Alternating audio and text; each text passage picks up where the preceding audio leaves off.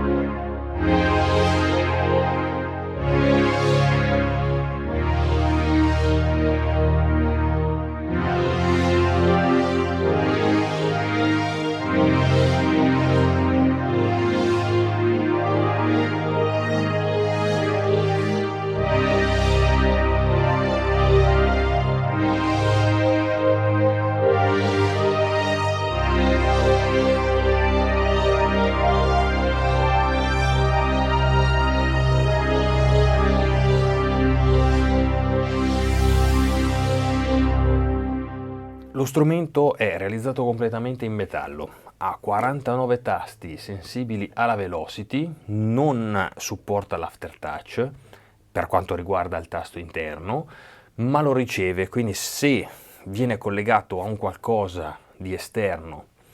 tramite MIDI o USB che è provvisto di aftertouch, un controller, possiamo chiaramente utilizzare i suoni interni anche con aftertouch. Ok, quindi lo strumento lo riceve ma non lo genera tramite il suo tasto perché appunto è solo una meccanica sensibile alla velocity. Adesso andremo a fare un po' una panoramica di quello che è il pannello frontale, quindi vediamo praticamente la sezione principale del pannello che è questa. Quindi qua ci sono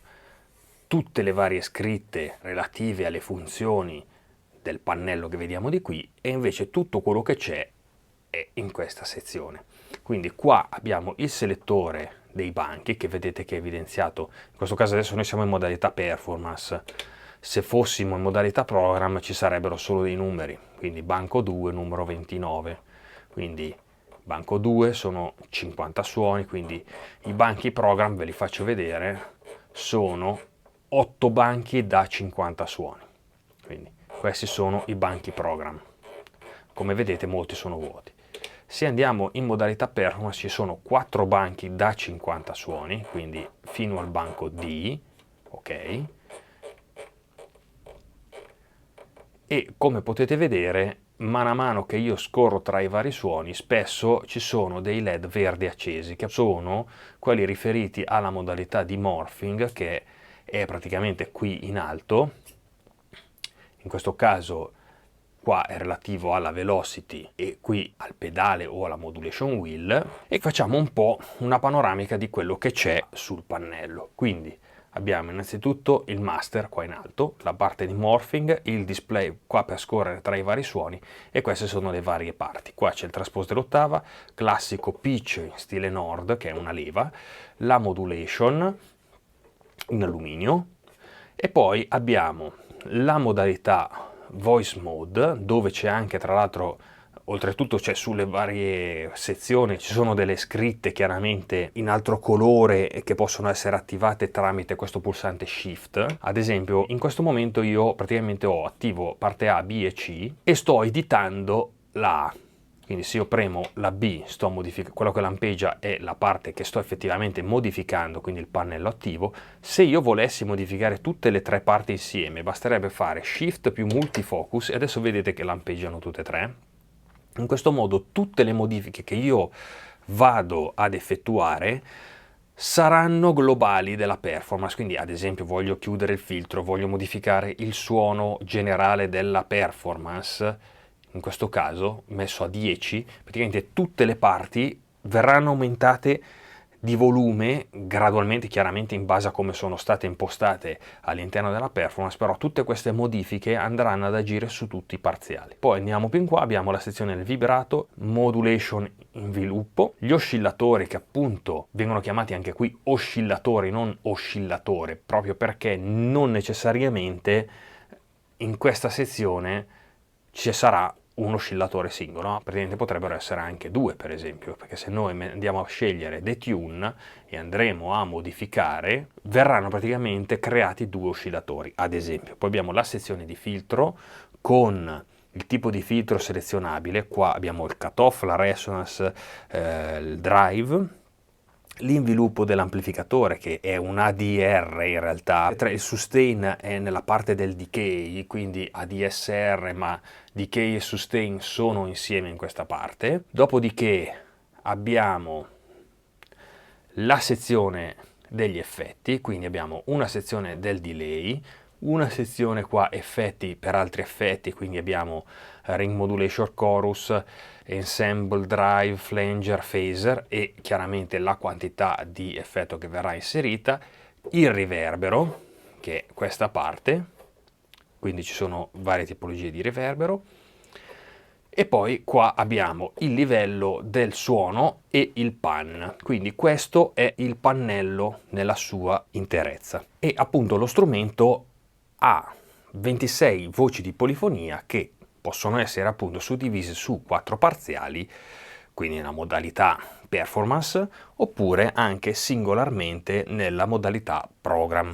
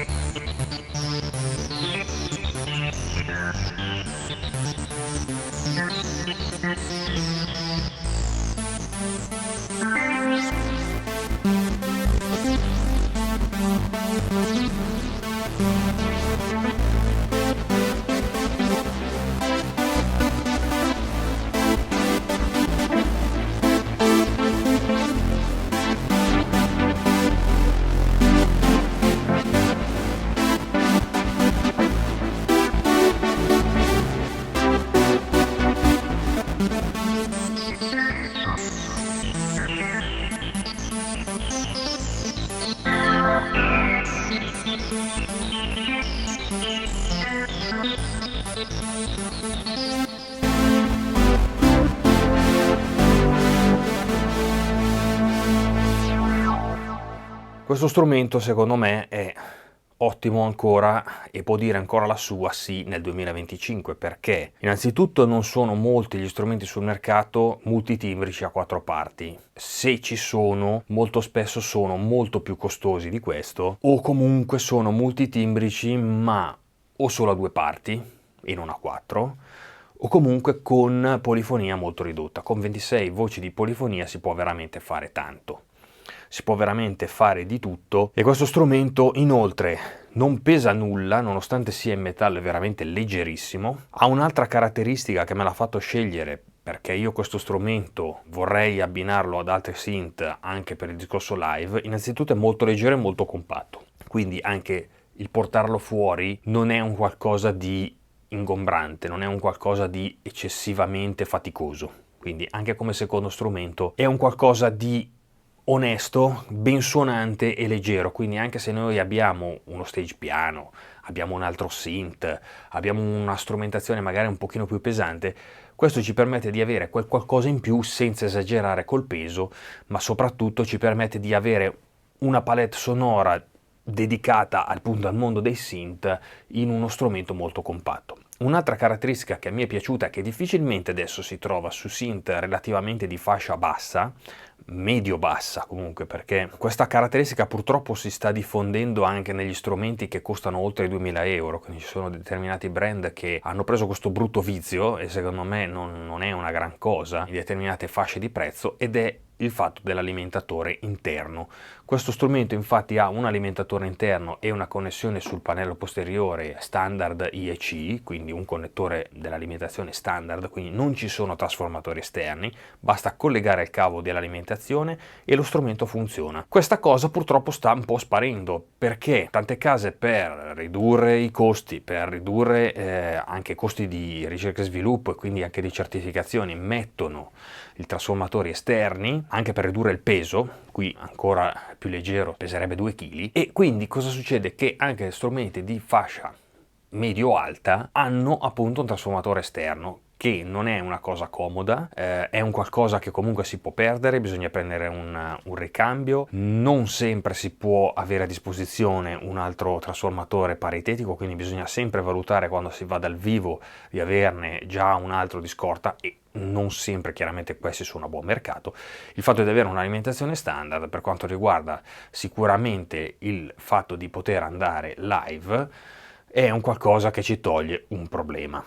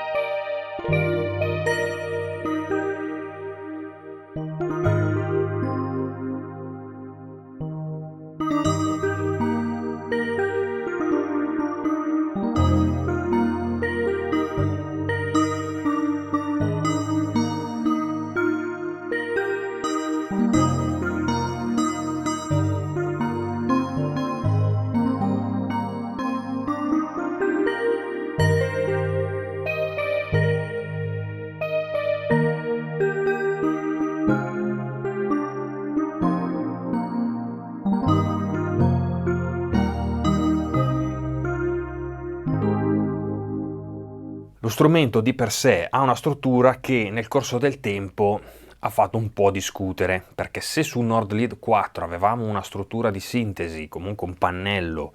molto più classico, quindi due oscillatori, il filtro, gli inviluppi, eccetera, eccetera, eccetera, qui la struttura era stata un pochino semplificata, ma questa cosa qua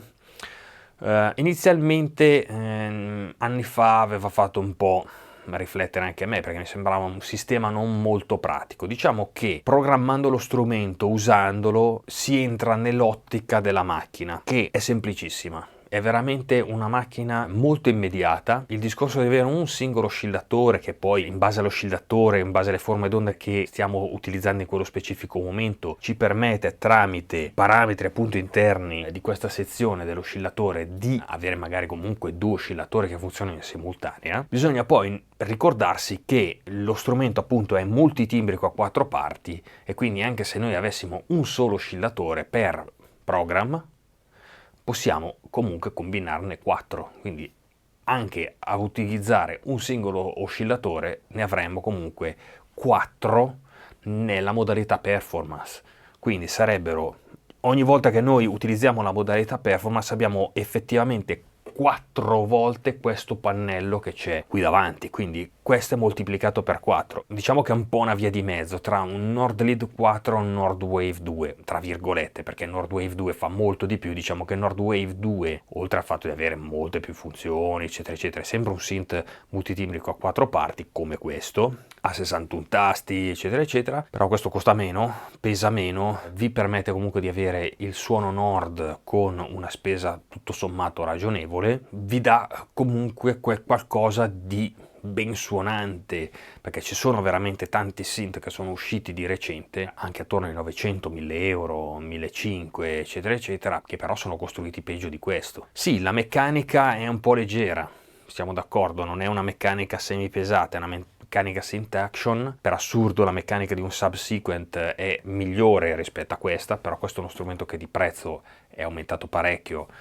e costa 1900 euro, oltre al fatto che questo è monofonico, sì parafonico, ma monofonico analogico, e con questo si fa molto di più, però è uno strumento che io ad oggi comunque vi consiglio. Durante il video avete sentito un po' di suoni, sul canale ovviamente trovate già le demo no talking della macchina per sentire un po' di preset e un po' di suoni custom. Lo strumento è veramente velocissimo da programmare, quindi vi tirate fuori suoni in pochissimo tempo. Una volta entrati nell'ottica di come funziona il pannello, di come funziona la modalità program e performance, vi troverete benissimo. È uno strumento che se avete l'occasione di provare trovate ancora nei negozi, perché è difficile ancora trovarlo, cioè online lo trovate, nei negozi magari col fatto che è fuori da tanti anni non tanti negozi lo tengono ancora, quindi magari non è detto che ci sia esposto, proprio perché è tanti anni che è in produzione, quindi magari ne hanno uno o due in magazzino, ma non per forza viene esposto per provare. Quindi se vi capita provatelo, e non fermatevi magari anche solo ai preset, perché programmandolo anche al volo secondo me è molto intuitivo. Uno strumento del genere nel giro di massimo una settimana lo padroneggiate, anche se non avete tantissime esperienze in ambito synth, proprio perché è tutto fuori, è tutto spiegato qua di fianco, avete la possibilità di collegare al computer con editor. Questo è lo strumento, avete sentito i suoni, ve ne ho parlato un po', lo strumento appunto è molto intuitivo. Io vi ringrazio, mettete mi piace alla recensione se vi è piaciuto, chiaramente iscrivetevi al canale e noi ci vediamo alla prossima recensione o demo su DKS Synth Lab. Ciao, alla prossima!